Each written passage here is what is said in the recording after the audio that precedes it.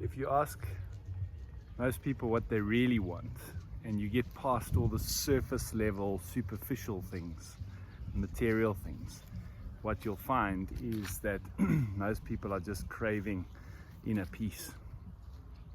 And yet so often most people are looking outside of themselves for that peace. So what do?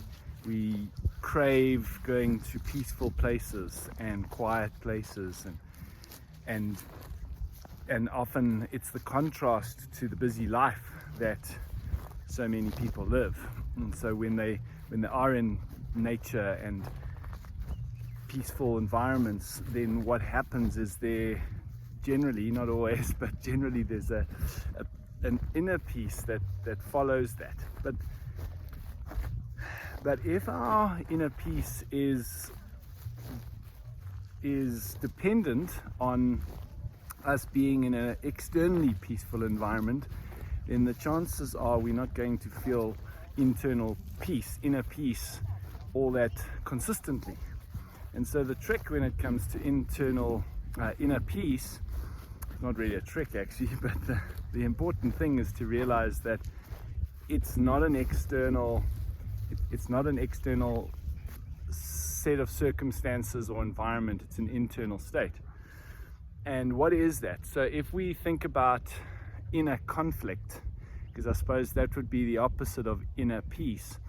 Inner conflict is when we're at odds with something, when we're fighting. Conflict is fighting, so we're fighting against something.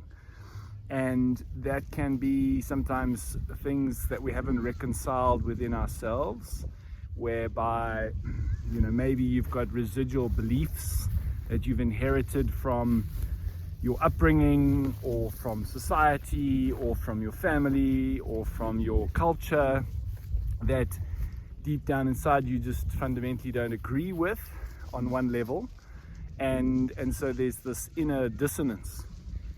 So that can be a cause of internal conflict. A lot of other internal conflict though comes from fighting against life, fighting against how things are, and that comes about whenever anytime you're in an environment and you're sitting there and you're thinking, oh, I wish I wasn't here, I wish I was somewhere else, or I wish what was happening right now wasn't happening right now, I wish this was happening rather than that. And so it's driven by your preferences about how life should be and how life should show up and where you want to be versus where you actually are.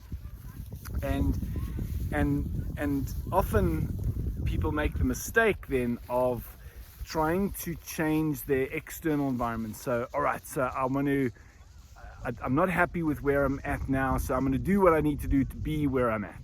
I'm not happy with what life is presenting me now, so I'm going to do what I need to do to change that. And again, it all comes back to recognizing that you don't have control over most of life.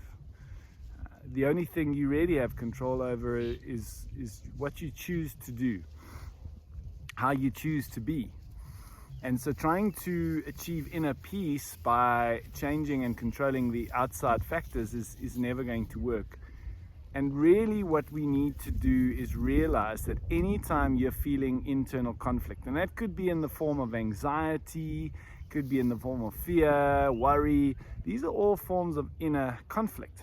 Anytime you're feeling that inner conflict, there's always a story. There's always a story. There's a story we're telling ourselves about how life should be versus how life is right now. Where we think we should be versus, or where we think we'd like to be versus where we are right now. And whenever we have a story that is at odds with where we are in life at that present moment, how life is showing up at that present moment, there's a conflict. There's a conflict between the story and how life is at that present moment. And the path to inner peace is actually very simple, not always easy, but it's let go of the story. Let go of the story. And the way you can do that is If you just, next time you're feeling like in a conflict about something, or you're feeling conflicted about something and you don't have that inner peace, really just bring your full attention to that sensation in the body. Where do you feel that sensation in the body? And when you do that and you let go of the story in the mind, the story that the mind is telling you about how it should be or shouldn't be, when you let go of the story and you just tune into the sensation, what you'll find is it's just energy.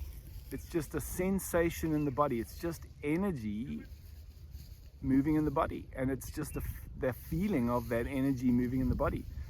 It might have an intensity to it, but it's not right or wrong. You see, without an interpretation, these feelings that we feel in the body, there's no right or wrong. There's no need, there's no judgment. It's just, it's an intensity, or it has a certain texture to it or feeling to it, but there's no story. It's the story that makes it right or wrong. It's a story that creates the inner conflict.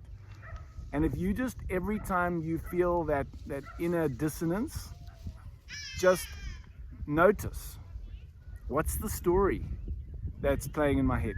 What's the story about how I think life should be versus how life is right now?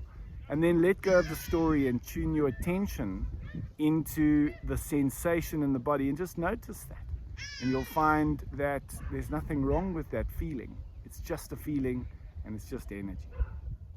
And the more you do this, the more practiced you become at it, the more natural it becomes to just bring yourself back right into the now, in a state of total acceptance of what is showing up in your life right now.